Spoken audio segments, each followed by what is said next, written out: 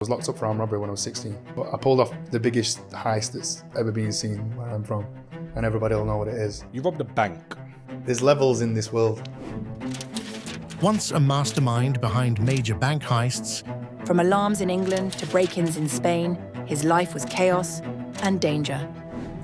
And that's how I went to jail, like a drowned rat. How did your mum take it?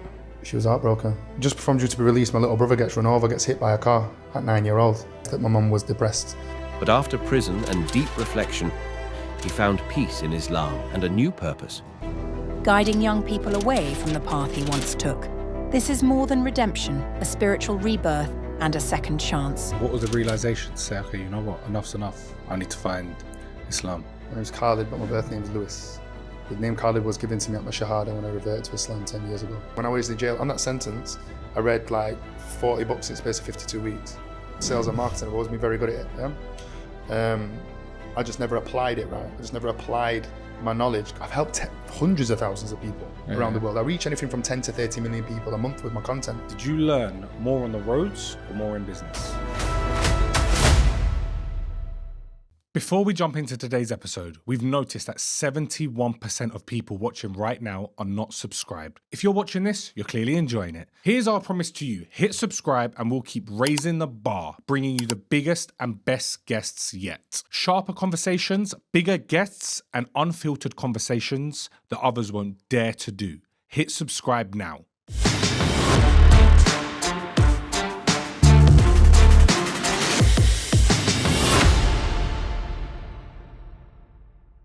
My brother, did you learn more on the roads or more in business?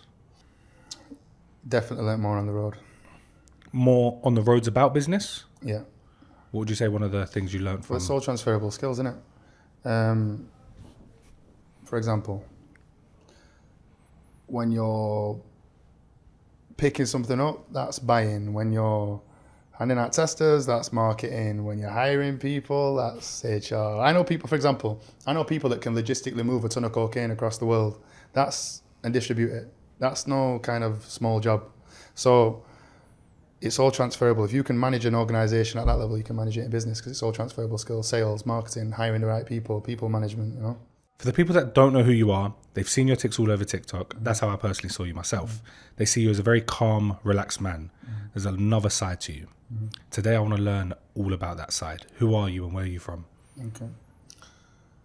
So, my name's Khalid, but my birth name's Lewis. Okay. Hence the name Khalid Lewis. The name Khalid was given to me at my Shahada when I reverted to Islam 10 years ago. I was born in Sheffield.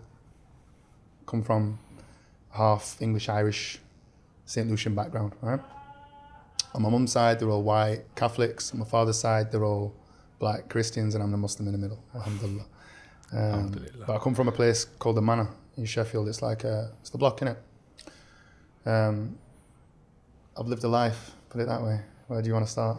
I want to start, take me back to your childhood, your upbringing. What was that like for you? My dad was the black sheep in the family on his side, right? Because on their side, they're all kind of well-to-do, except for him. A few yardies came up to Birmingham before my time and started breeding white women. Hence how I became, right? So my mum raised me without a dad around. When I was about 3-4 years old, she got with my stepdad, had 2 more sons, which are my little brothers on my mum's side. On my dad's side, I've got 17 siblings. Wow. Yeah, on my mum's side, I've got 2. 17? 17. Crazy story for later. His funeral was mad. So, so I'm raised now in a fairly normal home because my mum had a man around, right? When I was about 9, he did my mum over. And up until this point, all I know is boxing school, yeah? He did my mum over financially. He was cheating on her. Made her sign a piece of paper, something to do with equity in the house. But my mum was a bit naive at the time. She thought that it was, if something ever happened to him, to protect her. Yeah. But really, she ended up with some of the debt. He left. My mum ended up with like 80 grand worth of debt. We ended up back on the Manor, which is where my mum originally came from. The hood? Yeah. So now I'm back on the block. My mum's not really got any financial support because obviously my mum ran off with a black guy when she was 16, so that was a big no-no in that day. And where I'm from, if the house alarm was going off when you got home from school, it meant the electricity had gone.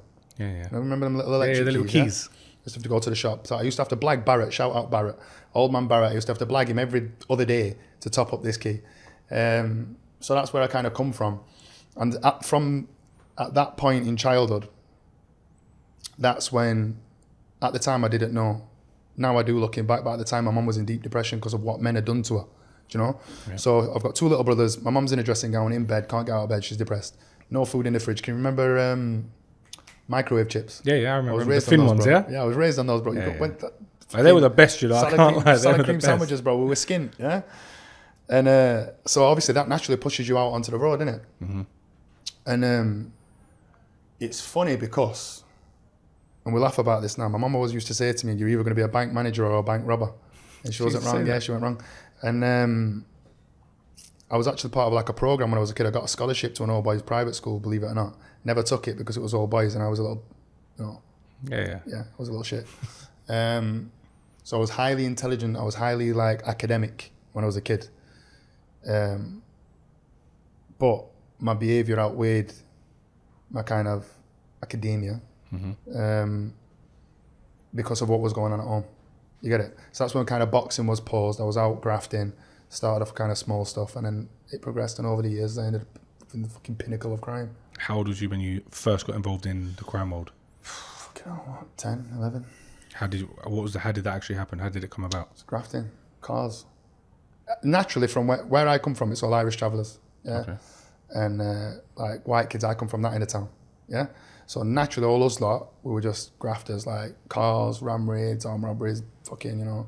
That was the norm. That was the norm. That was a not like if you came out of your front door and a car was flying past, screeching around the corner, coppers were chasing them, lads were on phones, they're trying to decamp it, throwing things over a fence. That was like a normal like day on the hood. I remember when my mate got chased, yeah. But I remember when he was getting chased around fucking Darnell. He took a chase all the way back from Birmingham, and he's called his brother. He's on the way back up, and literally he's going around doing laps of the estate, just chucking kilos of heroin out of the. We were on the kids. Seen him. He's coming flat out past one. Boxes are coming splashing all over the floor. Everyone's running, grabbing it, hiding it. Feds are mad. So you really lived in that life. That was really your thing back then. How did you go from being just a street boy to end up robbing a bank? Got capital sitting still? If you're a high net worth individual, that's a missed opportunity. CFO helps HNW investors grow and protect wealth through smart lending, asset management, and tax efficient strategies. In property, W1 delivers fast, flexible bridging and development finance for serious developers and investors. Whether it's wealth or real estate, CFO and W1 are the partners to trust. Details in the show description. Because there's a big jump, bro. Yeah. Going from cars and all of that to, Mikey, I robbed a bank. Yeah, so there's levels. Right, so I think it's in any aspect of crime, it always starts off in kind of the lower end of stuff because you dip your toe, don't you? When you're a kid, you don't just jump. I don't know any kid that just one day decided at 12-year-old, I'm going to pick up a Glock and blow a man's head off. It doesn't work like that. Like, you know, you kind of drip fed into it, and then things become more acceptable, things become easier, you know how to do things, like, you know what I mean? Like, you don't just wake up at 9-year-old and learn how to wash up. It doesn't work, yeah? So, naturally, where I'm from, it was all grafters. The other end of town where my dad was from, they were all drug dealers. Okay. So I was in between the two. I was kind of a bridge, yeah? And I think in both kind of types of kind of criminality, it starts off very small. Like, you're a kid, someone gives you an 8-baller each. Or you're a kid, you nick a car. Yeah. Do you get what I'm saying? It starts off small. And I got locked up young at 16, so I was locked up for armed robbery when I was 16. Talk us through that story. What happened? Yeah, madness. So two blags. One was a drug dealer. Another one was the local store. This is how skint we were, bro, yeah? I've gone in, I've heard that... And you three went out on a move together? Yeah. So this guy's like doing VAT fraud, bit dodgy and that. We got told there was 50 bags upstairs. We were 16-year-old, ran in, tied him up, didn't get the money, got some money, left. Because they had an apartment above it. That was the store. The other one was a kid that grassed us up because we did him in a bit too much when we was taking his weed. So we was kids, 16, bro, yeah? Yeah, man. So, like, blags were a thing from day dot, you know? That might have been a very stupid one. It didn't go very well. It wasn't executed very well. We were kids in it. And but from that day when I was locked up, I went to Wetherby. And that was just like the beginning of it all. That was like a breeding ground of crime. That was like the school of crime. It's networking. Yeah. And if you didn't know what you was doing before, you definitely knew when you got out. You know, I went in, I was a scrawny little 16-year-old kid. Yeah, like can you remember G-Star? Yeah, I I remember used to have G-Star. a G-Star jacket. It was 2 sizes too big. I used to sneak into Viber every niche every fucking weekend. Yeah, in Sheffield. And that's how I went to jail, like a drowned rat. And then I got out, I was wham. I'd be knocking everyone out in prison. I get out with more knowledge than I could have ever imagined going into prison. And then it progressed. How long did you serve at 16? That time I did just under 2 years. Because I was a juvenile, I could only get, I got 4 years and time off. I got 3 years because I went guilty to that blag. How did your mum take it? She was heartbroken. That one was the one. That was the... I think after that, my mum became numb to it because at that time, I didn't realise that my mum was depressed. I didn't realise what she was going through because on that sentence, that was the one where just before I came home, my little brother got run over. Oh, wow. So imagine I go to jail, I'm my mum's rock at this point, I'm the only man. Because every time I was grafting, I was coming home money, you know. Then just before I'm due to be released, so I was locked up like mid-16, gets out 18. Just before I'm due to be released, my little brother gets run over, gets hit by a car at 9-year-old. So he's got a scar in it. If you look at him, you wouldn't know unless his hair's cut, but he's got a scar here, yeah? My mum lived in the hospital with him for like 4 months, 5 months. Yeah, he had to have the skull taken away, metal plate placed in his brain, lumbar punctures, like to drain he had fluid on his brain and stuff. And he now suffers from severe epilepsy, so he sees the world through the eyes of a child. He's 22 now. Wow. He sees the world through the eyes of a baby. So we have to keep him all on a farm back home. So we've got a farm and everyone stays there, you know. My mum, my brother, my other brother, aunties come and go, you know. He's looked after because he can't be on his own. Because if he's ever on his own, he can die. If he has an epileptic fit and he bangs his head, you know, he's gone. So that happened just before I'm due to be released. About 6 months before I'm due to be released.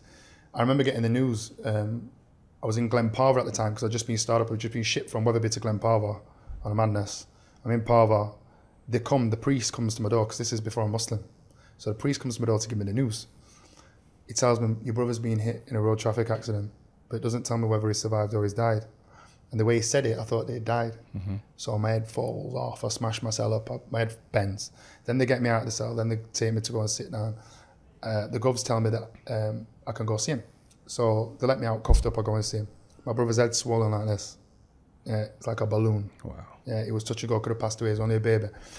So I spent some time with him in the hospital. I goes back to the prison. Then about 4 weeks later, 4 or 5 weeks later, I want to go again because I want to see his condition and stuff, and they're telling me that I can't go. So madness, threatened to like set a screw on fire. Did they let you see your brother? They let me see my brother, yeah. So... How did it affect you mentally? That was horrible, that though. My little brother was my right-hand man. So imagine getting the news, imagine being in jail. And it's your first time in jail.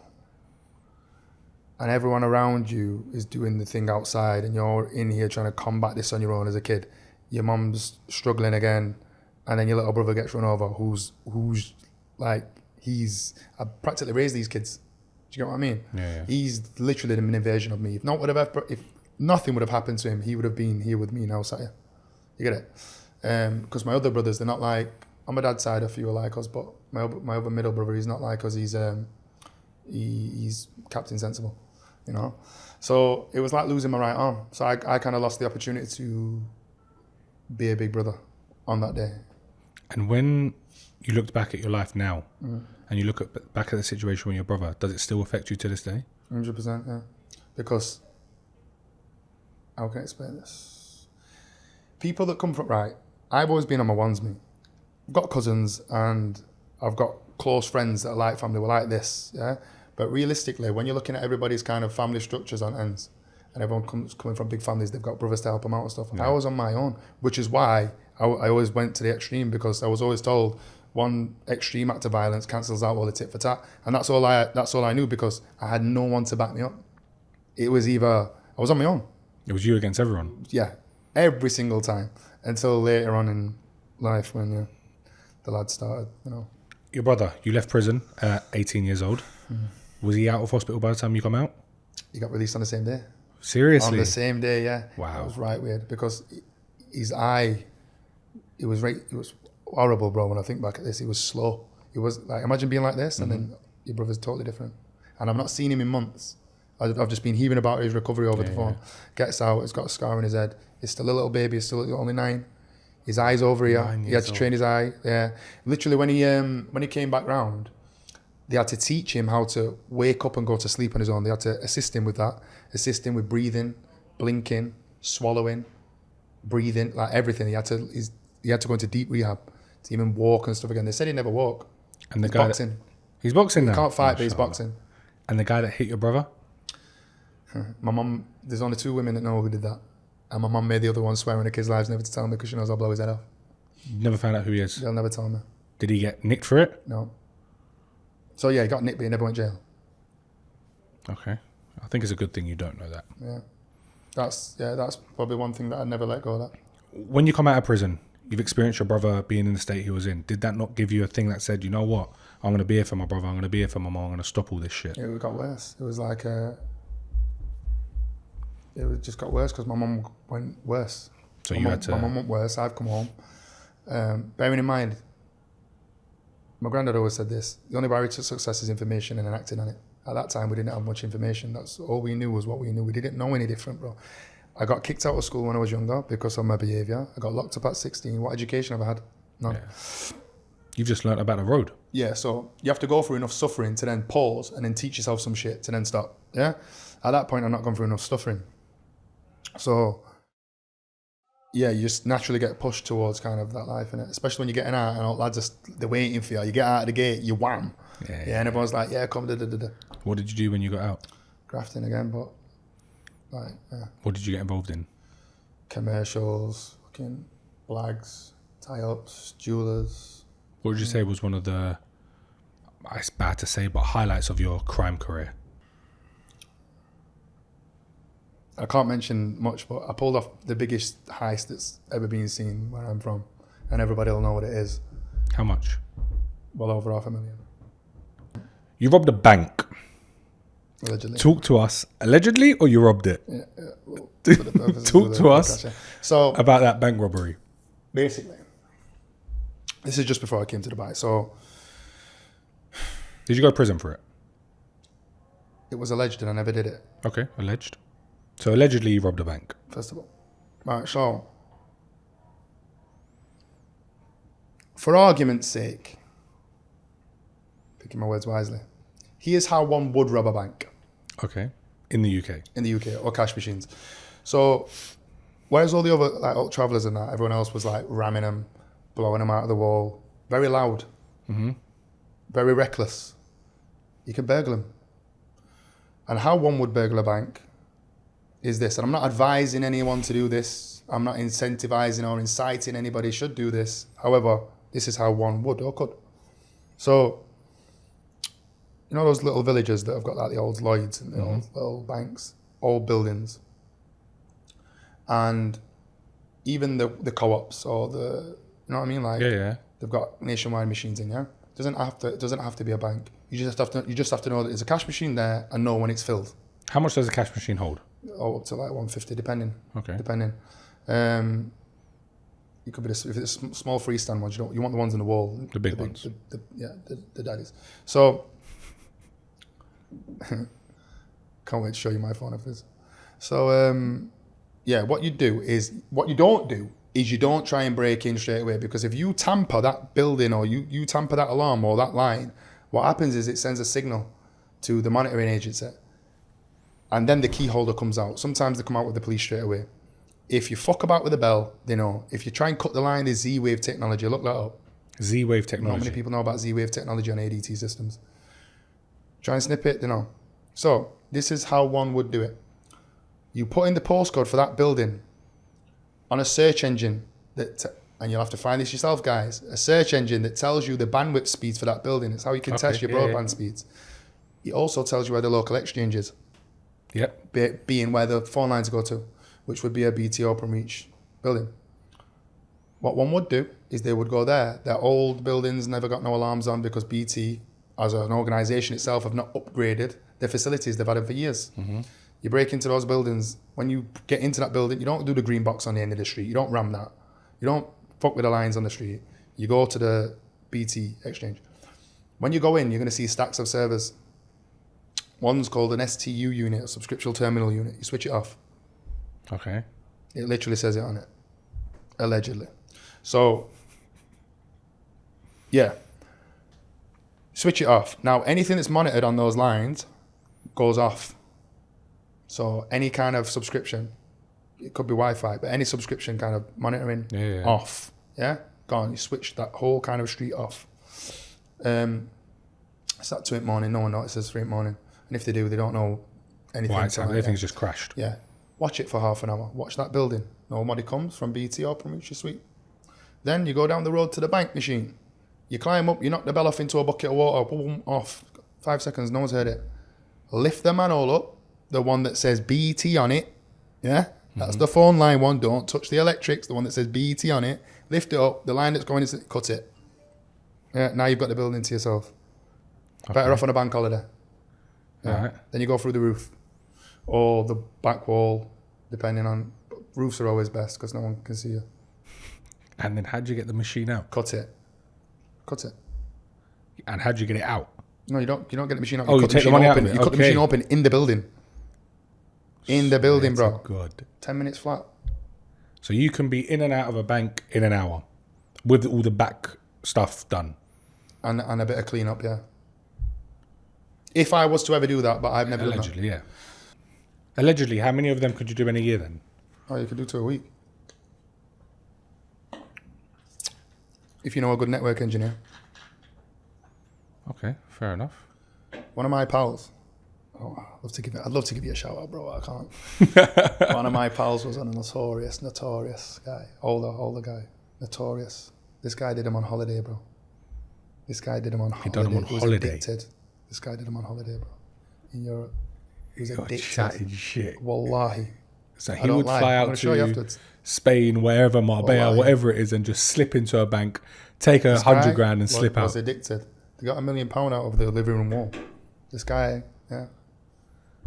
Did he ever get caught for it? So the reason why I met this person was because I was very like, fucking hell. You know, I taught myself everything. I taught myself everything, bro. Like, before everyone, I had them pads for the cars before anyone had the pads. I had the Eddie boxes before anyone had them, bro. You know what I'm saying? Yeah. I had software-defined radios before anybody had them. I could stop you from locking your car from fucking 60 feet away before anyone had that shit. Like, I was very, very, very intelligent with it. I could switch off your Wi-Fi, do your cameras, like, rip your safe out, like, years ago. Man, then will confirm this, yeah? But, so that kind of me, again, because I was very academic. Mm-hmm. So when everyone's doing these jobs, I'm looking at this. We never used to look at the building. We always used to look at the buildings to the left and right of it because it's easier sometimes to go through a different building and come through the wall, like a jeweler's. Mm-hmm. Sometimes it's easier to go through that building and go through. You know what I mean? Easier. Sometimes there's been loads of jobs where like fucking above cupboards. Bro, wallahi, once I went down an elevator shaft. You went down. Wallahi, you think this once, is Matrix or something? wallahi, Shit? I'm going to show you in a minute. I went down an elevator I'm gonna shaft. show you in a Yeah, I went down an elevator shaft, bro. I went down an elevator shaft. It was a service elevator. Yeah. So the stock comes in, goes in a bit. I went down an elevator shaft, bro. Opened it, back at cashier. Check that one. So you lived that life? Check that one. Confirm it after, I'll show you. Allegedly. And your dramas in Marbella? Oh, that's another story, that. Fucking hell. So, I'm on wing. I'm on the wing, and there was a guy, a good friend of mine, who was doing a long time for importing like 2 ton heroin. And there was money on his head. Mad story, in fact. So before I was on that wing, I was in another jail. A guy called William Coughlin, Yusuf his name is, big ginger beard. Anybody who knows William or Yusuf, he's been in jail for years, IPP from Manchester. Oh, right. Yeah. He helped me when I was reverting to Islam, learn about the practicalities. One day, the officers, this is my first Ramadan now, the officers have come in and they're terrorising me for no reason because they can see that I'm becoming Muslim. Mm-hmm. So I threw out my mattress, my TV, everything, and I said, I'm going to take back the control of what I can and can't have. So I literally slept on the floor. This is during Ramadan, yeah? The officer could see that my head was going. So they came in to peck at me again, twisted me up, having a rumble. He comes from across the wing he was just brewing a cup of tea. Worst time they could have possibly done that to me. Because this guy's a lunatic. This guy cut off his own foreskin in jail. This guy's a lunatic. Anybody who knows about William Coughlin, they're going to confirm this. He came from his cell to my cell, hot watered the screws. Yeah, we're both down the block. Yeah, whilst we're in the seg, he goes into his nicking first. I go into mine after. He's already gone into his nicking with a list of schools and fucking police stations in Greater Manchester. Absolute lunatic. But I didn't know he was on this shit. I just thought it was a normal brother, bro. I didn't know. At this point, I did not have a clue how mad this guy was. Okay. Yeah. Fucking lunatic. I goes into mine after. Why the govs are even like shook of this kid? Yeah. Because he got like a 2-year IPP and he was like 13 year over the sentence. That's how fucked he was. Yeah. So that's when I met William. Yeah. That was that. Gets interviewed by counter-terrorism unit because they have to come in on a routine. Obviously, they deem me not a threat because I'm not. Yeah. Gets out, gets recalled, ends up in another jail. Whilst I'm on that wing with the brother who's like a close family friend who was in for big bits, this guy allegedly, and was on trial for organising the murder of some other big heads. Okay. Another big head. Do you want your brand in front of 1 million people a month? Our audience is UK-based, aged 18 to 35, ambitious and hard to reach, but we've got their attention. The BlueTick Show is all about real, unfiltered stories, from CEOs to ex-criminals. We've got over 200,000 subscribers. Our listeners don't just tune in, they engage and take action. If you want to grow your brand with a podcast people actually care about and engage with, then let's talk business. Partner with the BlueTick Show now to make sure your brand is the next thing they hear about. That guy's brothers was in jail with Yusuf because he'd been starred up in the dispersal system, but up and down during his IPP. So they knew him. They knew he was coming to this jail because he just assaulted a screw in this jail. So when he goes to court, he's got to go to this remand centre. Yeah? Yeah. So now he comes on the wing. He's got a fucking big white like that. Yeah, he's made it. He's gone, who's this guy? I'm like, is him why?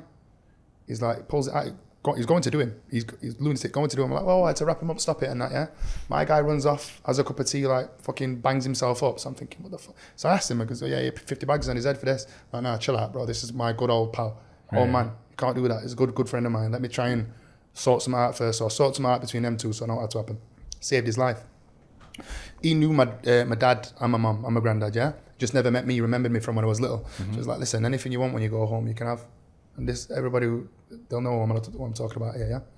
So, I get out, goes to visit him. He gets moved to Tameside, goes to visit him. And then he's like, my friend's going to call you. Sorted. This is how I ended up in Spain. So, calls me. Can you get cars? Yeah. I'm thinking about thingies, mate. Yeah. He's talking about fucking cars. So, ends up flying to Spain. Ends up nicking a bunch of defenders. Yeah. And they got used for something. And your role in that was? To get them. Into Spain. To get them and then assist them. With whatever they had to do after that. Yeah. And that's how I ended up getting him, yeah. Did you have any drama in Spain with police? No, but one time my mate's house got robbed. Okay. And he's passed me the fucking... Because I was the young one, innit? These are all old school, these. Yeah? So... We're in a place in Alhurin. It's like inland from Marbella, Cojín. And so someone's took something out of my mate's house. Yeah. A lot, yeah? It's funny how it's happened when I'm there. So it's like they planned it to make it look, yeah? Make it look like shit. But really it was something to do with his gardeners and stuff. Anyway, and the guys that were looking after his garden. So we goes down to the local thing, yeah? A very known guy from Nottingham's there. A lot of people know this guy as well. But I don't want to mention any names because I'll tell you after. My mate passed me the thing. He's like, listen, don't think of it. Because they're all mates. It was weird. It was a weird setup. If it goes off, it's there just in case. He doesn't know that I'll bang it. I'll bang it. Yeah, don't give gladly, me this thing because no if it comes out, hesitation. I will bust it. Yeah? Anyway, so They start arguing, so I back out the thing, pull it on the Nottingham kid. He's like, well, if you're going to use it, yeah? And then my mate literally, as I'm about to bust it, yeah, my mate grabs my hand, yeah? But what are you fucking doing? Then anyway, they all become mates. They figure out who the snake is. Snake gets it, that's it, yeah? That's how I became kind of like that with the old... So now I'm the young blood. Yeah. And I was there for, I've seen some madnesses, bro. I've seen fucking cars, like, remember the old Golf R's with the fucking... The dashes that come out, fucking, bro, I've seen all sorts. I've seen so much weed, you fucking couldn't, your eyes, as far as the eye can see, bro. I've seen so much shit, bro. And I asked you at the beginning in fact, I've been sat at a table, I'll tell you a funny story. I was sat at a table, yeah?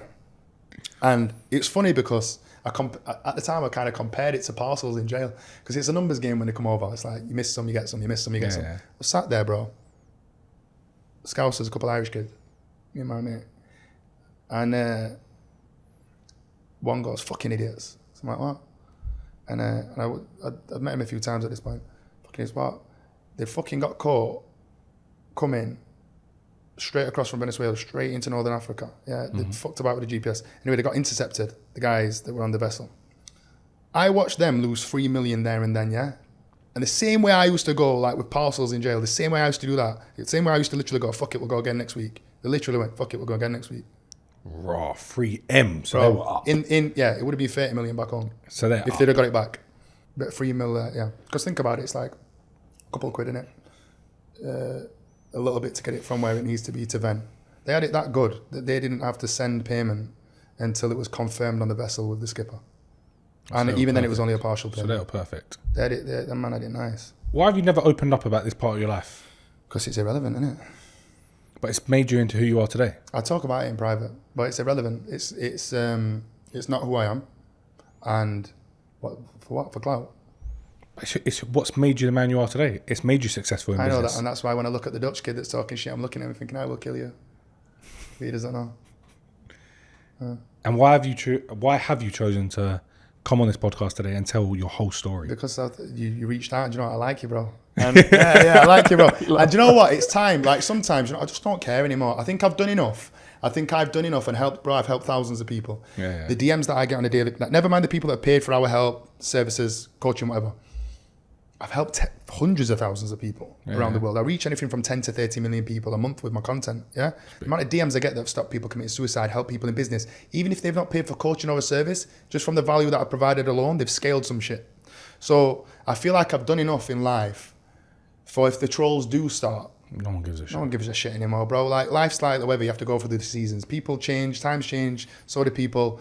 Like, it is what it is. But during the kind of building phase, and I'll advise anyone that's doing this if you are leaving the block, yeah. During kind of the building phase, when you really are kind of trying to become the best version of yourself, hold it down, innit? There's a time and a place to reveal things.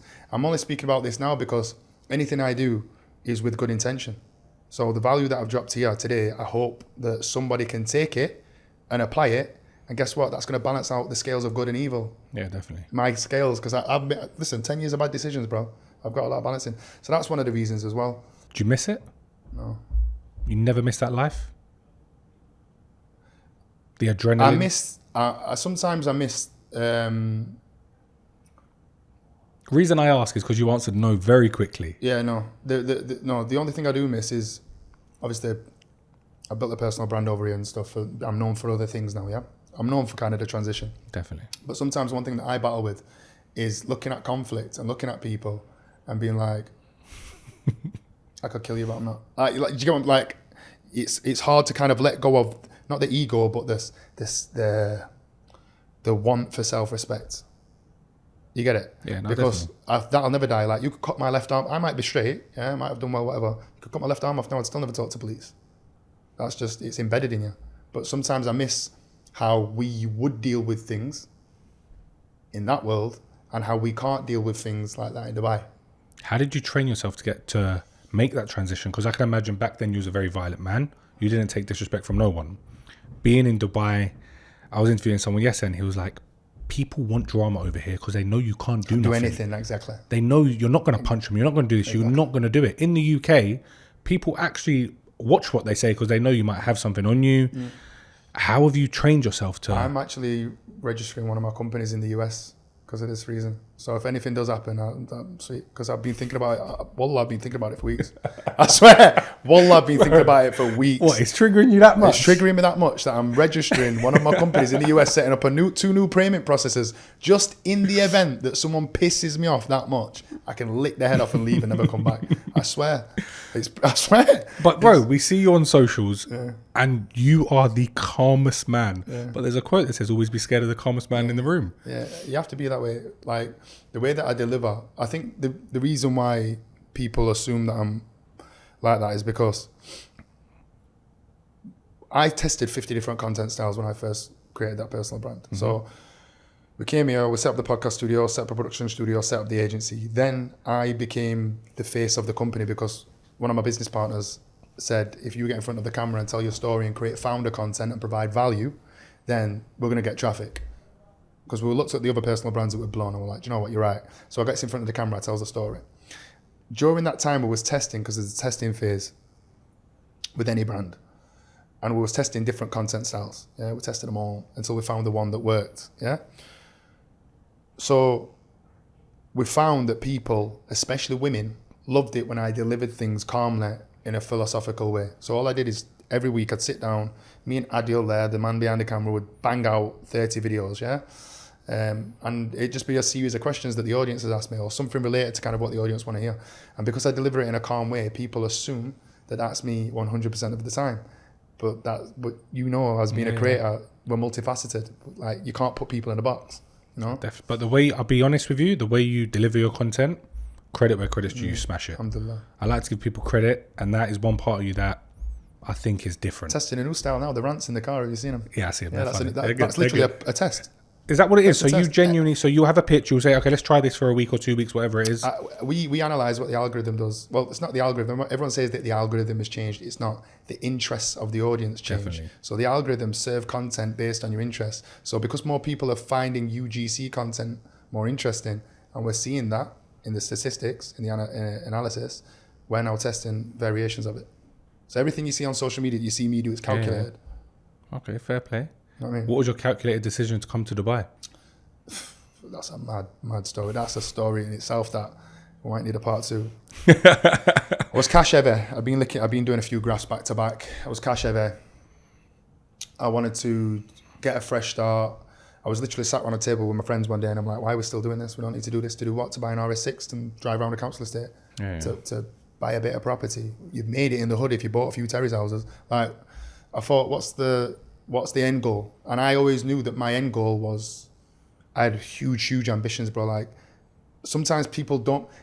This is funny. When I was scaling that brand and scaling the business, you know, like I showed you them results the other day on TikTok, people don't believe it. You have to show it, bro. Yeah. Do you get what I'm saying? Yeah, you said that to me as well. You said you got to show receipts sometimes. People don't believe when you are doing something unbelievable. So naturally, they're not going to believe it, right?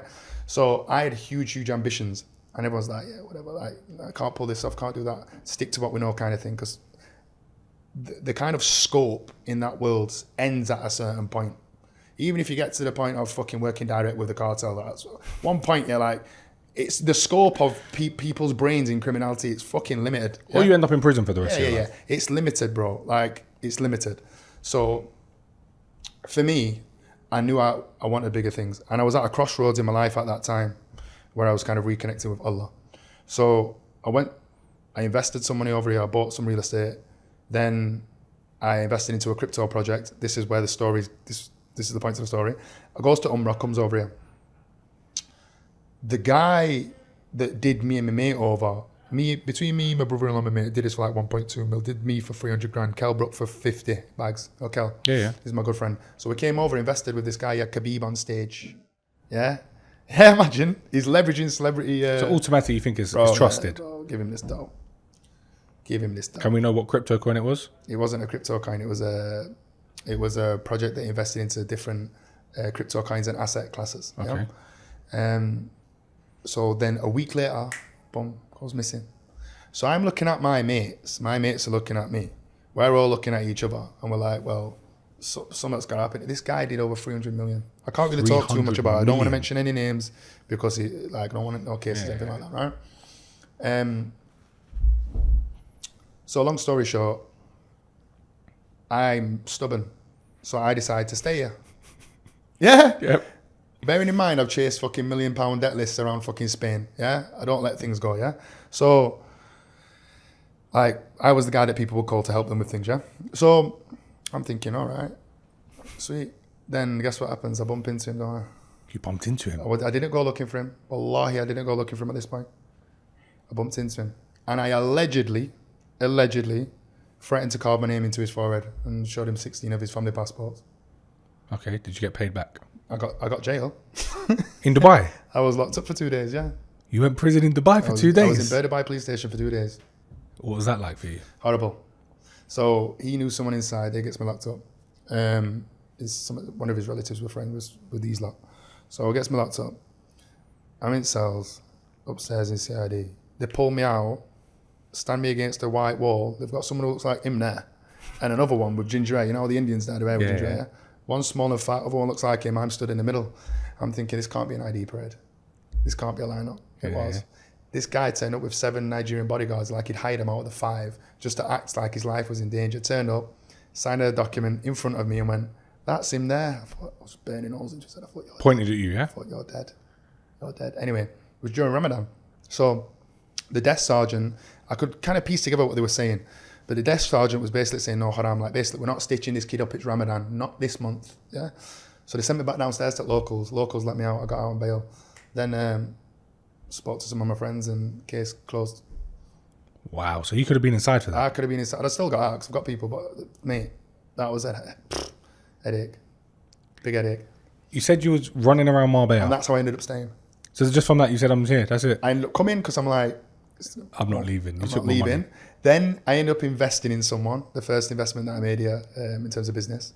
Then that happened. Then I invested in someone else and I stayed. But doesn't that leave a sore taste in your mouth? Isn't that, fuck this, I'm not chilling here? No, because the people here, the thing is, Dubai, 95% of the people that come to Dubai are expats. Yeah? People like me and you, they come looking for opportunity. Only a small portion of the population are Emiratis. So there's a population of around 4 million, a footfall of 14 million. Yeah? And that's due to double over the next 5 years. So for me, I wanted to be in a position where I'm within the flow of money. And that seems like a big flow of money, right? Definitely. And again, the population is going to grow by 20% over the next 5 years. There's 665 registered companies. That's due to double. Yeah, 65,000, sorry. That's due to double. So I knew that there was a flow of money, right? I knew that I can make money as long as I position myself right within the flow of money. Because everything I know in life is self-taught. So like consumer behavior, sales psychology, business development, marketing, philosophy, economics, finance, religion. I taught it all myself. I've got no formal qualifications, yet I hold a portfolio of companies and assets because I taught myself, yeah? But the key thing to kind of settle in anywhere is understanding the environment that you place yourself in. There needs to be a flow of money and a flow of opportunity. Where I was from, there wasn't any. And if I was going to go anywhere, I wanted that, plus I wanted Islam. Talking on Islam now, when did you revert? I reverted 10 years ago, but there's a big difference between reverting to Islam and embracing Islam. Okay. You reverted 10 years ago. When did you embrace Islam? After the last sentence, so like 4 years ago.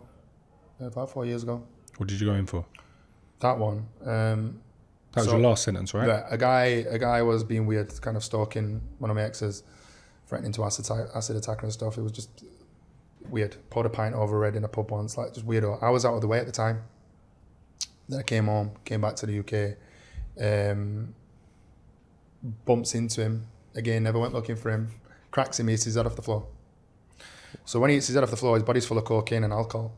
So his heart stops, he had to be airlifted. And I remember it like it was yesterday. You know when Allah, you know when you get that, you know if you have a conscience, and your conscience tells you not to do something, this is a lesson for everyone, yeah?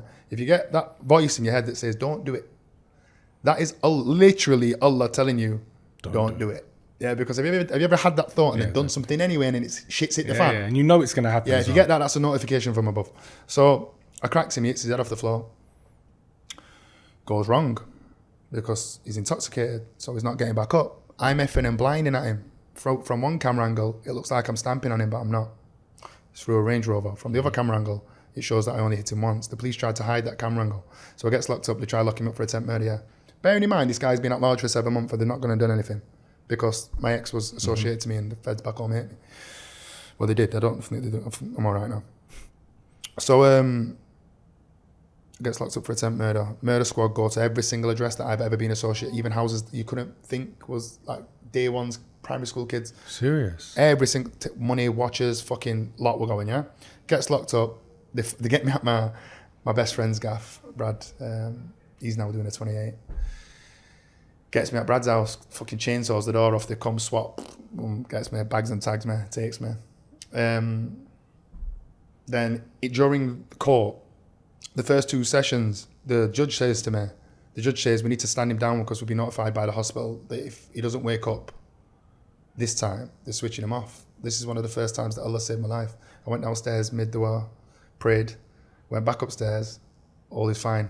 And then he started to come around over a period of weeks because they was going to relay it as a murder charge if he didn't switch on.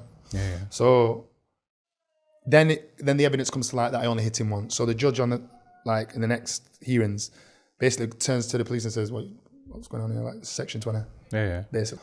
So section 20, wounded without intent, it's a maximum when it's just your hands, 2 years. 2.5 years. So I think I got like 20 months or 2 years, I can't remember. But yeah, so, because I had a bit of time off. So I got that, I did a year in jail anyway. During that year, my dad dies. Wow. My second mum dies. My best friend gets stabbed and killed, or one of my best friends. My other best friend gets life in prison for shooting the kid who stabbed our friend. My friend had another altercation with him over something else, and allegedly shot at his mum and his dad, like pellets in her face and shit. So he got 2 times attempt murder. We just got 28. So I imagine I've lost 4 of my main people in that sentence, like 4 people that I loved anyway. In a 1 year sentence? Yeah, like 4 people that, you know what I mean? Like good friends and stuff. Yeah, it kind of took its toll on me because there was loads of other shit that was happening as well. Like losing people, lost, it was just so much shit, you know? And then I gets out, finds out that the girl that I was in for protecting, that I was with for 4 years, had stolen a substantial amount of money. So now my head's gone. Yeah. Gone. So now I'm back outside, I'm partying, I'm fucking drinking, I'm messing about. I've got no kind of love for life. Like anyone wants it. I was mad. I was moving mad. I'll just show you, I would think, I'm turning up to family weddings with fucking Glock on me and my head's gone. You know what I mean? And what was the realization to say, okay, you know what, enough's enough. I need to find Islam. Enough suffering. So it kind of, I went through all that. Then, yeah, enough suffering. I remember I had a white Candora. My friend bought it from Dubai. Brought it back from him. And I remember stepping onto my prayer mat at Fajr time. So in the farm, in the main house, I've got skylight windows, yeah? And I remember stepping out to the prayer mat, looking up. It's funny, this is how I talk to Allah, yeah. Brethren. Listen, I look up, yeah. And bearing in mind, I've just had a mad life, like an absolute whirlwind of everything you can possibly think of in crime other than kind of harming a woman or murder. I've done it, yeah? So I'm looking back at my life, I'm stood at this prayer mat, like, what do you think? This is a real story. Wallah, I look back, I goes, what do you think? And then I prayed for the first time in ages. And then from that day, wallahi, from that day, my life started to change. And then I went to Umrah. And you went to Umrah while living in the UK or while living in Dubai? This is the first time I was living in the UK. Okay. So the first time I looks up at the Kaaba for the first time. I make dua because my friend puts my hand on his shoulder, guides me in. He says, don't look up until I position you right. When you look up, don't blink, make a dua. Everything in your soul is going to be granted. I look up and make this dua. Every single thing that I asked for was given to me within 6 months. Same. Success in business, life, everything. Everything. At peace with things. Umrah is powerful, man. Yeah, but you can't explain it. I was worried when I was going because I was worried about, am I going to feel anything? What if I don't feel anything? Everyone's talking about all these emotions and thinking, but I know I'm a cold, like people literally die and I don't cry. And I'm like, what if I don't feel anything? I want to get there. You can't deny it, bro. You stood naked before God. I went with my brother who walked in here now. I went with him and a few of the brothers as well. Raheem come as well with it. Yeah. He went there. They got the same thing as me. We're going to take you in. Don't look up until it's in your provisional vision. Then look up, yeah? And like, I've never cried in front of my boys ever. For me, I'm a man. I don't cry. That's my way of life. I've lifted my head up, bro. When I mean I was bawling my eyes out. And the boys are saying, why? And I'm saying, I don't know. Yeah. I don't know why I'm crying. I can't tell you why I'm crying. It's just the feeling and the emotion and the realization that this is all real. That for me was what I was like, yeah, okay, I need to lock in. It's mad because like when you get there, you can feel it in your hands. Like it's the might of Allah, Mecca. And then when you go to Medina, similar amount of people, because everyone does the same kind of trip. Yeah. But it's peaceful, calm. It's the peace of the Prophet Muhammad, peace be upon him. And there's a good story there as well. So on the 27th night, I get the notification that my friend's been shot. One of my other friends dies. Yeah. And he got shot because they thought it was his brother. Wow. So it was mistaken identity. So he gets shot. And he was Muslim, Somalian from back home. I was able to pray for his soul on the night that he died, on the 27th night in the Prophet's Mosque, peace be upon him. So it was bittersweet because I remember I was on the roof looking up at the sky. It was night time. Yeah, that's where we prayed as well, on the roof. Yeah. It's beautiful there, beautiful. So that's kind of the memory of my first Umrah. You get signs of acceptance, don't you? So one of my friends, he's like kind of like big in with them over there. And he was gifted pieces of like huge piece of Kaaba cloth. Oh yeah, wow. And they gave me a framed piece of this Kaaba cloth and some of the stuff what they clean the area with, rosewater, you can smell it. So I've got it, I kept it to this day, and I always thought about it. I thought, is that a sign of acceptance? Like that little gift that my friend gave me, because he was staying in Zamzam, is it? Zamzam, across from Medina, across. No. Oh, from across Medina. from Zamzam, Pullman, He was staying in like the Prezi suite in there. So, but he'd been helping the Saudis a lot, and whilst we were there, it was him that kind of like pulled me in on this, like for a bit of charity. But we managed to get onto people for like 650 quid. We could send a coach from Medina to Mecca. So we was just loading up all the cleaners and like anyone in the streets and just sending them to do the Umrah whilst we were sat in Medina. Spent like $6.5 grand on coaches and stuff. So yeah, it was nice. And coming to Dubai, changed your life? 100%. Because if I'd have been still where I was, I would have never unlocked the level mentally to be where I am now. Talk to us a little bit about your business. What is it you do? So what I'm mostly known for is the marketing agency. Yeah? So when I first came, one of the first kids that I invested in wanted to create a podcast studio like this. So we created a podcast studio in a business bit because I was dumping my money into real estate and I was looking at the Airbnb like short-term lets model. He came to me with a viable business plan and basically said, look, why rent this place out for $200 a night or $100 a night when you can create spaces and rent them out for $100 an hour? You can create multiple spaces within one unit. Yeah.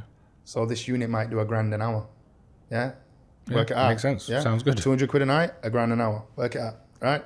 So that made sense. Then on top of that, there was like additional services like editing fees and stuff. And I could see that this could be a huge lead magnet to kind of create a network in Dubai. So, and we literally used it as that. So we attracted all the butterflies. It was like one huge garden to attract people in finance, e-com, real estate, the government, everywhere, to come and just create content. And we was always there as kind of the heart of it.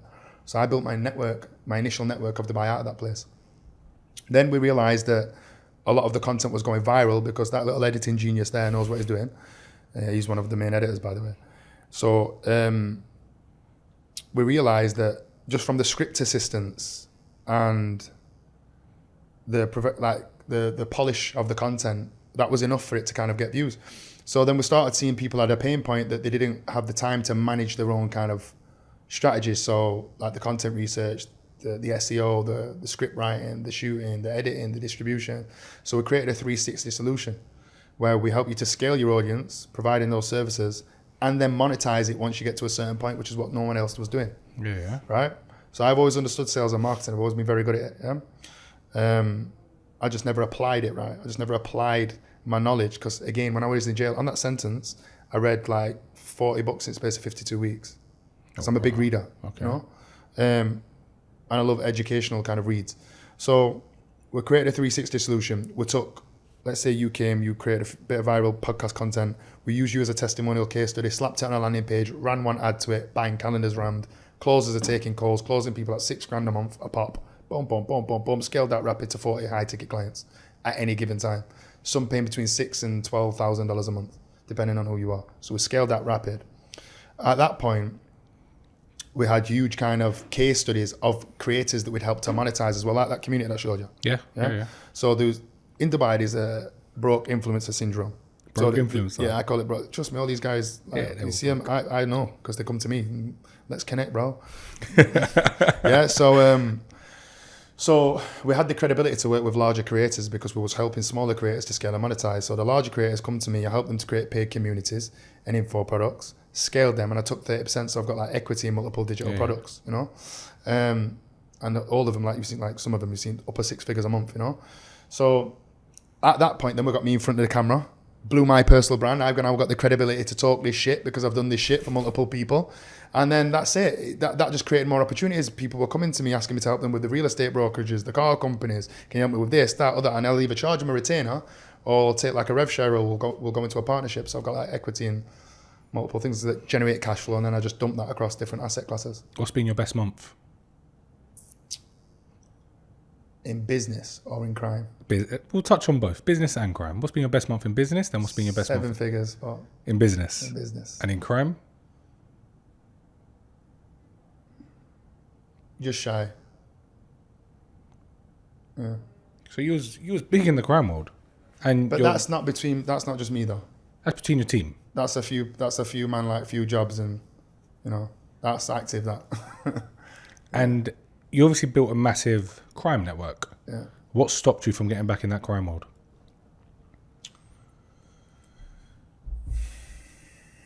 Because I know where it leads. I'm sure if you switch your phone on, you could jump straight back to it. If I wanted to now, I could. Yeah, I'd do free cash machines now, but I choose not to because the amount of people that beg me, ask me, "Oh, can you get this money over to Dubai? This problem's happened. Oh, can you do this? I don't want to because one, I don't need to financially. Mm-hmm. Secondly, I know that the minute I dip my toe back in that world, everything that I've worked for is going to be unraveled. If I wasn't Muslim, I'd be a centimillionaire right now. I swear, right? The amount of people I know, creators that have scaled OnlyFans management agencies. Yeah, massively. Yeah, doing multiple 7 figures a month. I can't do it though. Yeah, we can't. The fastest industries in the world to make money are all the haram. Sex industry, drugs industry, like other industries, music, whatever. Why do you think that is? That's because when you do a deal with the devil, he pays you up front. Definitely. But he always comes to collect. That's what that's most true. people don't understand. Yeah. So if you do a deal with Allah, he pays you at the end, but it's everlasting. You've got to put in the work first. And it's about becoming the person that it takes to deserve it before it's handed to you. Because most people, they never get to that point. You know, there's nothing worse than a dipshit with money. That's why they lose it. Yeah, that's so true though. I never thought of it like that. Allah knows my intentions. Allah knows my intentions. Like, I'm currently involved in another project. And we're going to be scaling a software company, which is going to be the end game because that's not tied to my face. So inshallah, we'll exit that. And that's the big one. That's like we're talking 100 M's. That's a few years down the line, like 2 or 3 years down the line. But if I pull that off, that one, yeah, that's the one where I'm running off. I'm drinking virgin daiquiris, non-alcoholic. Yeah. I'm sat in Mexico. I'm building masjids around the world, schools, helping kids, you know. MashaAllah. And I can just like be the man that it takes to kind of raise my sons and teach them how to raise their sons. That's all I want. What is your purpose in life? I think that is it. To raise my son and to teach him how to raise his sons. That is the purpose because I never had that. That is it. And do you know what? I was on about this earlier. Do you know what? I created a video about this, but I'm going to drop it here. There's levels in this world. There's frequency bands. There's bands of states of life. Yeah? And I've seen them all. Being in Dubai, I've seen the top of the top and I've seen the bottom back home. Yeah? Mm-hmm. For example, I've witnessed them all. One of the lowest states that I've seen was my dad. Ended up homeless, ended up on drugs. That's a low state of life. Yeah? One of the higher states of life could be like past the point of fame and money. We're talking bees. Now it's about power. That's when people kind of, fail the test at that point. But there's another state above that, and it's the state of kind of true authenticity, the state of coming to terms with God, peace, happiness, just living your life in freedom. Like getting to that point where you're just happy. No matter the situation, on a good day you say Alhamdulillah, on a bad day you say Alhamdulillah. You don't give a shit about money. You don't care. You just want to help people. You're happy. People call you a dickhead. You go Assalamu alaikum. Like, do you get what I'm saying? The aim of the game is to reach that level of life. When you reach that level of life, you have completed this game and you are now ready for the grave. That's the end goal. People call you a dickhead. You say Assalamu alaikum. That is that's the end goal. That's the mentality you got to have as well, though. It's hard, but that's the end goal. Do you reckon you'll get there? I'd say I'm 70% of the way there. I think with age it'll come in it. Like, like you see some of these older brothers and they calm down and stuff. I think I'll get there. So I'm still a bit spicy. Would you say that switch is still there?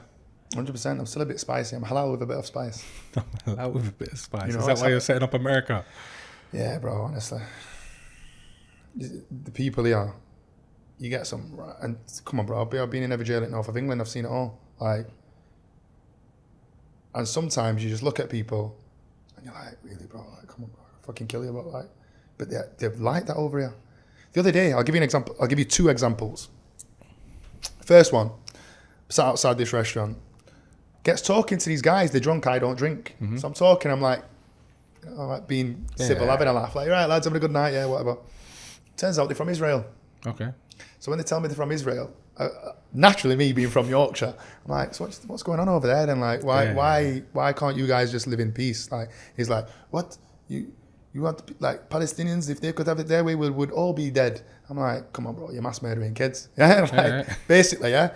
And then other ones drunk and it's like, Israel, da-da-da-da-da. So I'm like, free Gaza. And then they're getting back out of the car. And one at security, like, he's like, I know him, so we're talking and stuff. And he's like, basically, leave it. Because I'm saying, I will fucking kill these men now. Just for, like, even thinking they can get back out of a car, drunk and try. That was one of the first altercations with some Israelis. That was funny, because... So I had a huge Palestinian flag. Okay. Yeah. You might have to, I don't know if you can... I'll keep in. No, I'll keep in. Are you sure? Yeah. Yeah, so... Because we get shadow banned for this, guys. This is one thing for being a creator. Like, it's hard. So I've got a huge Palestine flag in the office. AstraZeneca coming. He's in there with the other managers. I've been out and about grafting. Comes back to shoot my content. So I booked into the candidate that me and him are going to shoot. Gets there, I'm like, who's here? Like, AstraZeneca. Oh, okay. So the head of marketing is there. I'm like, AstraZeneca, Israel. So that was fucking hell. Yeah. So I speaks to her. He goes, AstraZeneca? She goes, yeah. I goes, Israel? She goes, yeah. I goes, did you see the Palestine flag on your way in? She went, yeah, but I went, get out. Raw, get out. Get out. I'm not bothered, you're getting a refund. Like, I was horrible. There was one time, there was a gay guy started on him, in fact. Remember that one? Gay guy starts on him. How long have you two been together for? He's been with me since the beginning. I worded that wrongly. How long have you two been partners? He's been one of my main team members since the beginning. How long's that? More than a year. Okay, cool. So, yeah, that was another one. So what happened with that situation? Batty, man, I stuck it all over him, told him to get out and all. And then, but the funniest one recently, Moroccan kid. I'm chilling. He's talking to me. And then he's asked me where I'm from. No, he thought that he saw me somewhere else. So he's like, you stay at this place. I'm thinking, I've been there, but no, I don't. So I'm like, no, that's not me. He goes, yes, you do. You stay at this place. I said, brother, I don't stay at that place. I've been there. He's like, where are you from? I went, UK, where are you from? Thinking, who you? Is he trying to, he's this little bastard. He's trying to G-check me in his Gucci bolt cut. He's trying to act, this little Moroccan shit's actually trying to G-check me in Dubai. Please don't do this, please don't. In my head now, already, as soon as he said that, in my head, I've got the old me saying, kill him. And the new me's going, don't think about your kid. So, yeah, he goes, where are you from? I goes, UK, where are you from? He's like, I'm from Amsterdam. Where I'm from, we fuck everybody. I'm like, well, you couldn't fuck me because I snap your neck, you little cunt. But he doesn't understand what I'm saying because I'm saying it in a Yorkshire accent, yeah? So he just wobbles off. And I thought, afterwards, alhamdulillah, that he didn't understand what I was saying. Because that could have been easily me getting locked up for murder in the middle of Dubai. Some people, bro, they're mad. They're raged. Have you ever thought maybe you're the bad one? Has that ever clicked? No, because you know what? I've never harmed anyone that didn't deserve it. When I was looking back, I'd probably let them off now. But I never harmed anyone that didn't deserve it. And I don't fuck with people. Like I don't go out of my way to just annoy people or start talking shit. If anything, I'm extra because I know. Mike Tyson said it the best. If you only knew how much violence it took to become this gentle. Yeah. If you know what can happen when you hit someone once, whether it's an accident or not, or you know the levels that your brain can go to, yeah, and you know that, and you know what you've got to lose, and you know what life you've created. Sometimes you just know to avoid shit. You just purposefully, like, if it's there, go around it. It comes with age. When you're younger, you just go straight through it. Yeah, no, but with age, you learn to and I think a lot of people don't let that go. Like, how many 40-year-old gangsters are there on end still now? Like, still. They're in the nightclub now, like, sending it and fighting and shit. Like, it's not normal. Yeah, nice. Everyone wants to be a gangster. Yeah, it's not normal. It's not normal. When you hit 30, like, you should have had enough life lessons to, like, chill out. You know? Have you ever sat down, looked at your life and tried to work out where the anger comes from? This is the thing. It's not anger. What would you say it is? It's not anger, bro. I've had this conversation so many times. It's because it's calculated half of the time. It's it's just a want for self-respect. Someone actually said that I was on a sociopath scale once in jail. I had to sit down and do this little thing. But I know that I'm not, because I have empathy. Yeah? I researched it afterwards, and I have empathy. And sociopaths, do you know the difference between a sociopath and a psychopath? Tell me. A psychopath is born, a sociopath is made. Okay. From his environment and his the world, how it's affected him, yeah? And but I was on the scale because I don't really get angry. Like, I don't do it out of anger. Why do you do it? Out of self-respect, sometimes ego. But it's never out of anger. Like, I can calmly sit there, slap someone, wash myself down in petrol, keep it moving, and go to sleep. That might have come from boxing, actually, because even in arguments, people get angry, and you see them, like, they get vexed, and then they start stuttering, they can't talk, and then they start swinging windmills, yeah? In boxing, it teaches you to fight and stay calm. So I don't get angry. Like, during arguments, I've already lined up how I'm going to take your head off, spin off, over and right him. Like, do you get what I'm saying? I've already calculated it whilst you're talking shit. So I think that might have added to it, yeah. Angry mind is a narrow man. Controlled violence. Do you ever see you going back to that man you was? It takes something very severe. Very, very, like... I chose to be this person because, again, everything that I've been through. Now I've fallen in love with Allah and life. I'm living life. I'm thriving. I'm not surviving anymore. Back then I was surviving, innit? Now I'm thriving. So it's like, for me to step out of that or step out of my routine or break it for someone, it either has to be something on the spot like that where someone is challenging my kind of self-respect. Because at the end of the day, I'm still me. I'm always going to want to wake up and look at the mirror and be like, you're still you. Like, nothing changed you. Like, when I was in jail, I went in seg doing burpees, reading Quran. Couldn't break me. Like, nothing will change me, yeah? So it'd have to be either something on the spot like that where trouble has found me and there's no other way than having to deal with it, or something happening to, like, my son. Which, inshallah, wouldn't have happened. But if it was like family, yeah. Bro, sometimes I wake up and I'm vexed about Gaza and I'm thinking, like, literally, sometimes I wake up and I get fuming about things like this. Like, agitated, I'd say, more than fuming, just like frustrated. And I'm like, we could do something, but I don't. Like, you can't really, you know what I mean? I can't really, like, you know. No, like, with that situation, there is nothing we can do. We can post, we can do our thing, we can try our best, but it's the higher ups in it. They're dealing with it. That's a whole conversation for another day. Yeah, but I think that just stems from kind of my granddad and stuff as well, and my family. It's just naturally like wanting to stick up for the little guy and help people. My granddad's Irish, innit? Okay. Irish. When he died, all the Hells Angels came. That was a good seriously? Funeral. Yeah, that was a very good funeral. That. Yeah, because my granddad was a blues angel, and the blues angels, he outlived most of them, so they came, but they called him the Hells Angels, which is a weird one. And they came from all over. Hundreds of them came to bury him. Yeah, I was on the travel ban here on that case, so I couldn't be there. You couldn't be there? I couldn't be there. But they sent me the video, I'll show you. That's mad. But he was, so those guys, you know, he was connected to like first generation IRA and that, like, those guys different. They never harm the vulnerable. They used to stick up for the vulnerable. They don't like that. The Irish are like the white Palestinians, aren't they? They're solid. The Irish you know are solid. So I think sometimes when I see these things in the world, again, Allah knows my intentions. This is what I'm saying. I think when I see these things in the world, I always naturally think I'd love to be able to help people. Do you get what I'm saying to you? Definitely. And I think that if I ever do hit a point where I have gone clear, I will literally live the rest of my life giving back to balance the good and evil. What is going clear for you? How much? What's your number? I could stop now and not work, but it's Dubai, this, you know. This is a very good question, this, because it's Dubai. If you'd have asked me back home, I'd have said 10. And I'd have stopped 10, invested well, you don't have to do much. Now, multiple hundreds, bro. Like, Dubai sends your head west. Seriously? Humbles anybody. Yeah, no, I was watching a video on TikTok yesterday, and it was like one number plate. Just one number plate on a dead whip makes that car worth M's. Yep. Yeah, it's mad. Dubai, literally. But I think also, you know, I don't know, I think it's just easy to do that now. The numbers, is like, before it's like hard, but you know, when you understand the game, in any game, you get good at it, it's easier to attain certain figures or to attain certain kind of achievements. So you're always looking for the next one. Do you get what I mean? And I've seen a few people pull it off, so I want to have a go.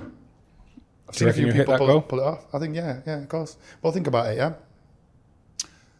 For example, a paid community, 1,000 members paying you $99 a month. That's 100 grand a month, right? That's $1 million a year. Right, work this out though. 10,000 people onto a software that helps an editing tool, people, a CRM system, people to automate the DMs, creators that you've already got in your community, yeah?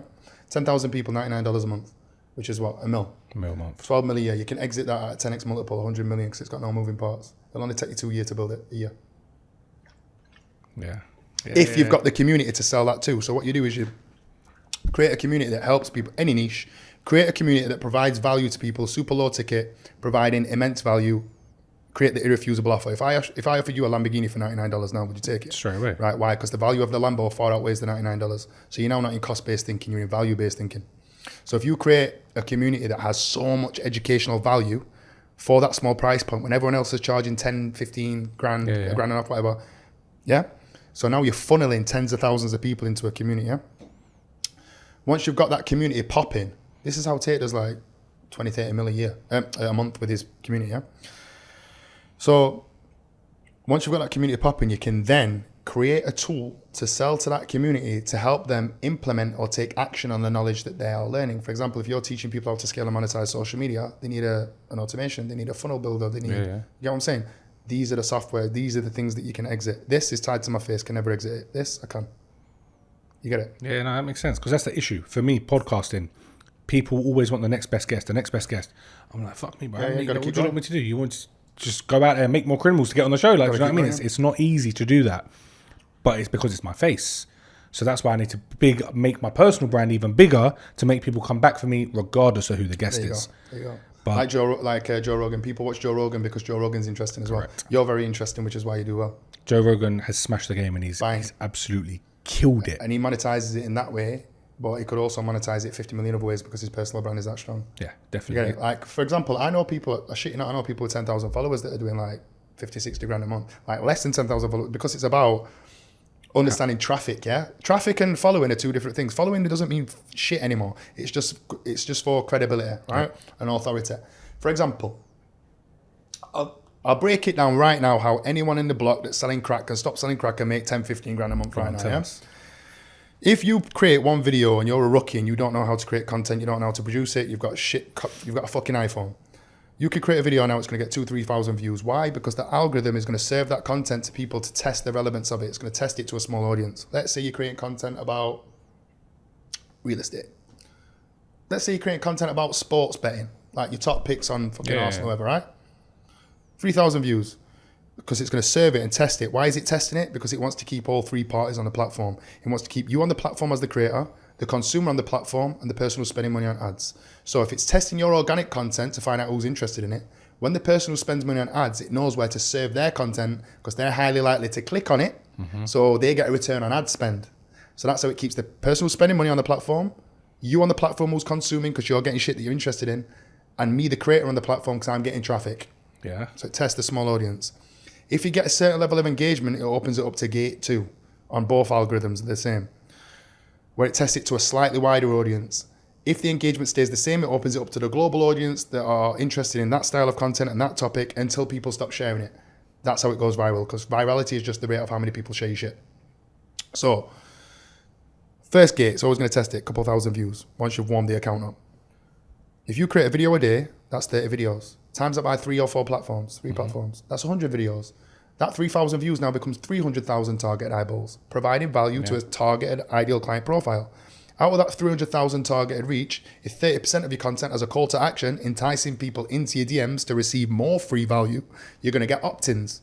Now, opt-ins usually cost a lot of money to get with ads. Yeah? So now you've got opt-ins.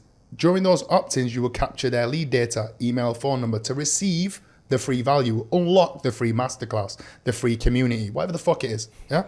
Let's say we're talking sports bets, the free hot picks, whatever. Yeah. Now you're building out an email list and a phone and a WhatsApp list. So they go through, so for example, comment the word Arsenal and I'll send you whatever. They comment the word, you send them an automated DM with ManyChat. Are you looking for this fucking bet? Whatever. Yeah, sweet, bang. Send them to the first step of the landing page, capture their email to unlock it. Now you've got the lead data, push them through to step 2, which is where they purchase this week's hot picks with an 80% win rate, whatever the fuck it is. I'm talking sports betting, randomly talking shit, yeah? So you push them through the funnel. If they don't take action at that step of the funnel, well, guess what? You've got the email and phone number. So they're now going to be served with free value, through another automated campaign until they take action.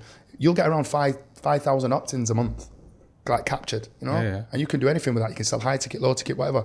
Now, guess what? You push them into a low ticket community, $20 a month, where you're giving them fucking free sports bets, like picks. Any gambling addict's going to jump in there. You'll build that up to 10,000 subscribers rapid. Yeah. For example, $99 a month, $20 a month, real estate, fucking education, anything that provides immense value for a small price point, you can funnel them in. Even e-com, when we were talking e-com.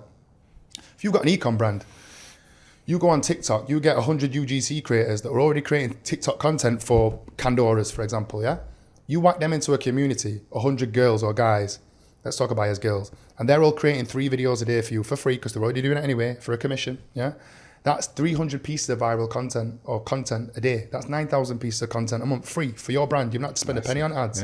Just because you funneled them, you reached out to them, spoke to them about your brand, put them into a community with a course on how to go viral on TikTok with additional support, 1 live call a week, Give them added systems, just help them out, 9,000 pieces of free content.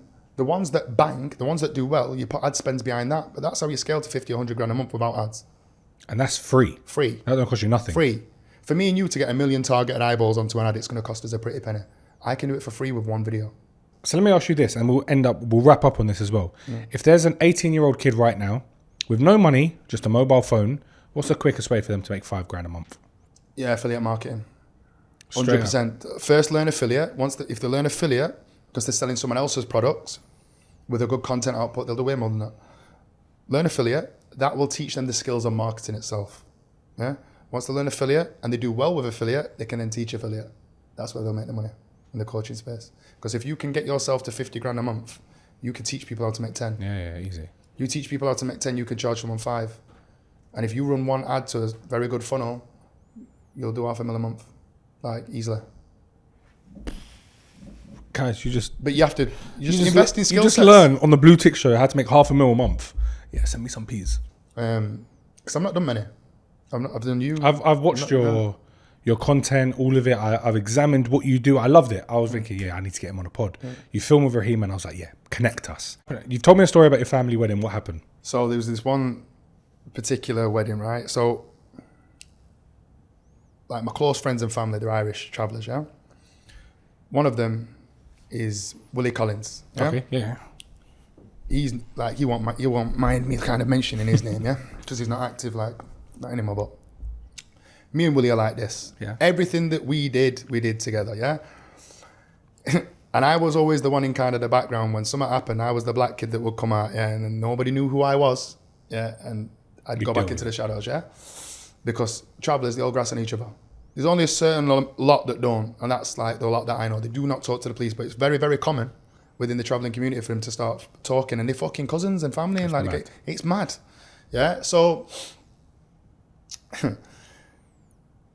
it's crazy. So I'll start with kind of how William's dad. So Willie's dad passed away, and now kind of the one that keeps all the sons in check is now gone. May Allah grant him Jannah, grant him paradise, and he passed away. On the night of his funeral, something happened, like people tampered with his grave. Oh, wow. Yeah. Okay. So they had to dig it again. I watched my best friend bury his father on one of the worst days possibly. I made a video the other day about it. Worst days imaginable, with his chest up in the face of the enemy, knowing what had happened, And from that day, it was different. So he was kind of the head of the family. So now we've got to keep all the little brothers in check. And Willie's probably the only one that I know that's made brick money without selling bricks.